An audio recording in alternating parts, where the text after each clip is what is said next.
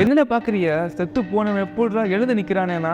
ஒரு 3 வாரம் வீடியோ போட்டாட்டா அவனுங்களே இறக்கப்பட்டு வந்து பாப்பானுங்கன்னு சொல்லிட்டு ஜோசியர் சொன்னாரு. தகவல் அனுப்பி 1 மணி நேரத்துக்கு அப்புறம் 30 பேர் தான் வந்து நினைக்கிறீங்க.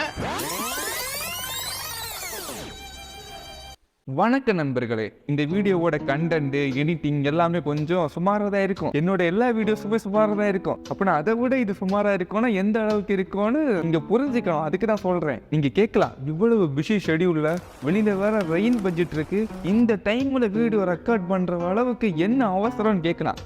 அவசரம் இருக்கு. இது வேற மேட்டர் என்னன்னா 3 காரணங்கள் இருக்கு. முதல் காரணம், நம்ம சேனலை தொடர்ந்து ஃபாலோ பண்றவனுங்களுக்கு தெரியும், நம்ம சேனல்ல அடிக்கடி கருத்தூசி போடுறேன்னு சொல்லிட்டு வன்மத்தை கக்குவோம். அப்படி சில மாசங்கள இந்த கருத்தூசி போடாம ஒரு விஷயத்த பார்த்து அதை மண்டைக்குள்ள ஏத்தி இப்ப நான் இதெல்லாம் கக்காம விட்டேன்னா மண்டை வெடிச்சிரும் போல இருக்கு. 1 2 3 ஸ்டார்ட். வன்மங்கள் 16 உருவான வரலாறு நான் பாடும்போ. அப்புறம் 3வது விஷயம் என்னன்னா, போக்கோக்காரன் என் மொபைல்ல லைன் போட ஆரம்பிச்சுட்டான். போக்கோக்காரன் மேல தப்பு இல்ல, என் மேலதான் தப்பு. என்ன தப்பு பண்ண சொல்லு. எல்லா தப்பையும் நீங்க தான் பண்ணீங்க.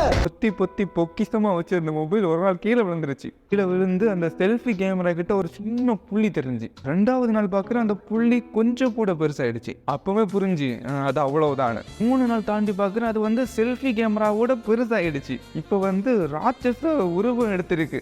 கட்டுப்படுத்தவே முடியல.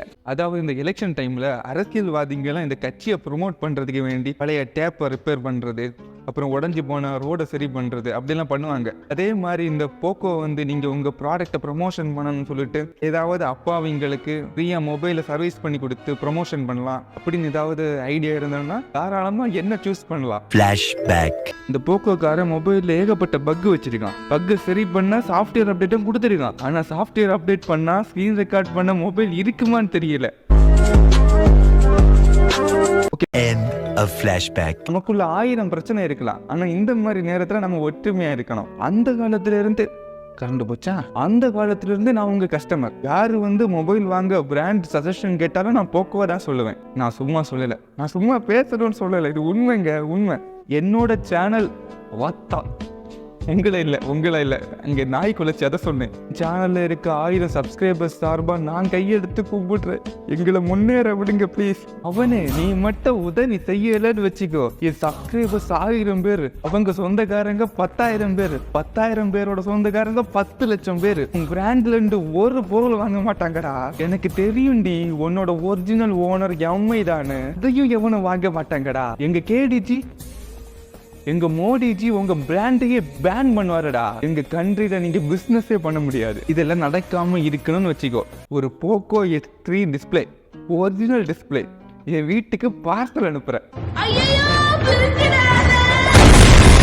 உனக்கே தெரியும் நீ எவ்வளவு பாவம் பண்ணிருக்கேன்னு. அடுத்த மொபைலுக்கு எல்லாம் அப்டேட் விட்டு அவனை அப்டேட் பண்ண வச்சு மொபைல மொத்தமா சோடியம் முடிச்சிருவேன். உனக்கு சாவு எல்லாம் சும்மா விடாது. இந்த பாவத்துக்கெல்லாம் பிராயச்சித்தம் எனக்கு மொபைலை சரி பண்ணி தரதான். ஓகே ஃப்ரெண்ட்ஸ், ஒரு டாபிக் முடிக்க முன்னாடி டயர்ட் ஆகிடுச்சு. அடுத்து நம்ம பார்க்க போற டாபிக் என்னன்னா IPL வன்மங்கள்.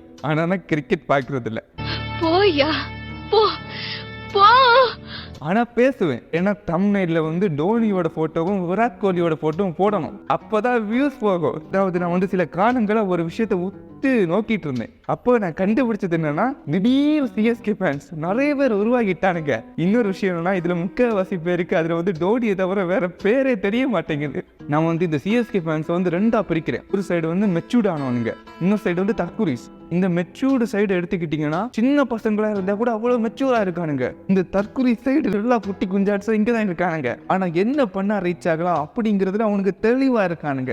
எவனாவது ஒரு RCB ஃபேன் சிக்கலான்னு வச்சுக்கோங்களேன், ஒத்தையா சிக்கன அவனை கூட்டமா சேர்ந்து ரேங்கிங் பண்றது, ஓவரா பண்றது, அதெல்லாம் 10 கடுப்பாயிடுச்சு. நான் முடிவு பண்ணிட்டேன், இந்த தடவை RCB தான் கப் அடிக்கணும், சென்னை சீக்கிரம் அவுட் ஆகணும் அப்படின்னு சொல்லிட்டு CSK அவுட் ஆகணும், CSK அவுட் ஆகணும், CSK அவுட் ஆகணும் அப்படின்னு நான் வேட்டிக்கிட்டேன். அப்புறம் CSK அவுட் ஆயிடுச்சு, RCB பிளே ஆஃப் போயிட்டானுங்க. சரி, நான் சந்தோஷப்பட்டேன், சரி ஜெயிச்சுட்டு போட்டோன்னு.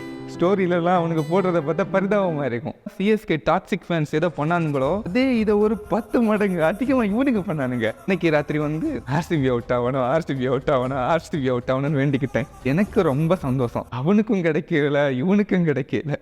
எஸ், உங்கள் மைண்ட் வாய்ஸ் எனக்கு கேட்குது. வன்மோன டைட்டில் வச்சு இப்படி ரொம்ப நேரம் லூசு மாதிரி பேசிட்டு இருக்க மாட்டானே, அதிகமா கருத்தூசி போடுவானே, எங்கடா கருத்தூசின்னு கேக்குறீங்க. புரியுது.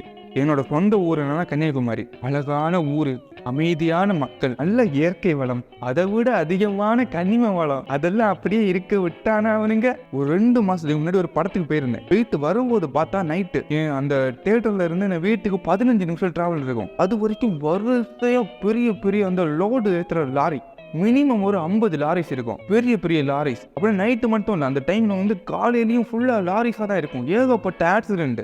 இப்போ ஒரு 2 நாள் முன்னாடி வந்து நைட்டு வேலைக்கு போயிருந்தேன்.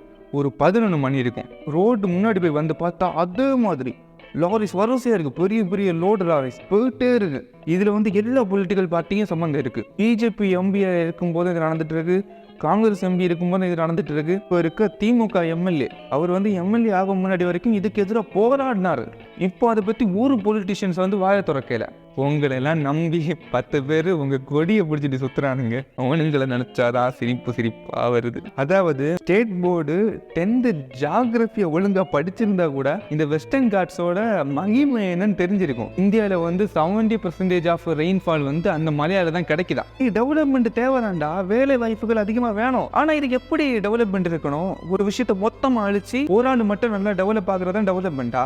முதல்ல இவங்களுக்கு இந்த நேச்சுரல் ரிசோர்சஸ் எல்லாம் அழிக்கிற ரைட்ஸ் அவன் கொடுத்தான். மாட்டை கொள்ளாதீங்க, மாட்டை வெட்டாதீங்க, மாட்டை சாப்பிடாதீங்க, நான்வெஜ் சாப்பிடாதீங்க. இந்த மவுண்டன்ஸ் எல்லாம் பிடிங்கிட்டா அதை நம்பி வந்து எத்தனை பறவைங்க, எத்தனை அனிமல்ஸ் டிபெண்ட் பண்ணியிருக்கோம், அதெல்லாம் கண்ணுக்கு தெரியாது இவனுங்களுக்கு. வெக்கமான மடியை தூக்கி அவன்கிட்ட கொடுத்து எலெக்ஷன் டைம்ல அவங்கிட்ட பிச்சை வாங்கி அது எங்களுக்கு பிச்சை போட்டு எதுக்கு? அதானி காரபரை பத்தி பேசியாச்சு, நம்ம மோடிஜியை பத்தி எப்படி பேசாம இருக்க முடியும்? வாயில அடிச்சிங்க. அவர் நீ மோடிஜி இல்ல, மோடிஜி த காட். அவர் வந்து பயாலஜிக்கலா பிறக்கல, அவர் வந்து ஒரு அதிசய பிறவி. இது அவர் சொன்னது. எனக்கு என்ன பயமா இருக்குன்னா, இன்னொரு 50 வருஷம் கழிச்சு இப்படி நம்ம எல்லாம் புத்திசம், ஜெயினிசம், சைவம், வைணவம் அப்படிலாம் படிக்கிறோமோ அதே மாதிரி ஒரு பாடம் வரும் மோடிசம்னு. ஓகே ஃப்ரெண்ட்ஸ், கடைசி வன்மம் ஃப்ரெண்ட்ஸ், அதை மட்டும் கக்கிட்டு போயிடலாம். எவன் மேலையா? உங்க மேலதான்டா. விக்டம் நானு. 300 வியூஸாவது வருதுன்னு சொன்னா 200 ஆகுது. சரி, 200 வியூஸாவது வருதுன்னு சொன்னா 150 ஆகுது. 100 கூட வரல. ஒவ்வொருத்தையும் கையை காலை பிடிச்சி ஸ்டோரி போட வச்சு 150 கொண்டு வந்திருக்கேன். எனக்கு தெரிஞ்சு நீங்க ஒரு குரூப் தொடங்கி குரூப்பா கூடி இவனுக்கு வியூஸ் போகக்கூடாது, கொஞ்சம் கொஞ்சமா கம்மி பண்ணணும். அப்போதான் வந்து பைத்தியம் பிடிச்சி வீடியோ போட மாட்டேன் அப்படின்னு நினைச்சுதான் இதெல்லாம் பண்றீங்கன்னு நினைக்கிறேன். ஆனா ஒண்ணு புரிஞ்சுக்க ஃப்ரெண்ட்ஸ், 150 இல்ல, 100 இல்ல, 10 வியூஸ் வந்தா கூட கடைசி வரைக்கும் வீடியோ போட்டுட்டு தான்டா இருப்பேன். பார்த்து சாவுங்கடா.